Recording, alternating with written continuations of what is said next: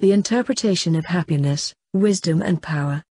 Once again the enlightener speaks to his disciples, while he sits in the assembly of the church. What are these three things that in the world are called happiness, wisdom, and power? People boast of them. The happiness of the world. In the world it has of the world shall pass by. People boast of them. They praise. Now, the thing is revealed in As I have told you, I will teach you of another happiness, and another wisdom, and together another power. So, now, listen that I may reveal to you how it is with these three, happiness, wisdom and power.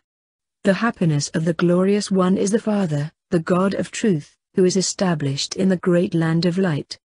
His glorious wisdom is his great spirit that, below, which flows through all his eons, and they float therein. His great power is all the gods, the rich ones and the angels who are summoned from him as they that are called eons, which is called the sun, the ship of living fire. The third ambassador, the second greatness, the glorious happiness is the living spirit, the wisdom is the mother of life, and great power is all the gods, the rich ones and the angels who are within the ship. Again, happiness, wisdom and power exist in the ship of living waters, the happiness, the mind of the Father. Also, wisdom is the virgin of light. And the power that is in the ship is all the gods, the rich ones and the angels who are established in it. Again, these three exist in the elements, happiness, wisdom, and power. The happiness is the pillar of glory, the perfect man.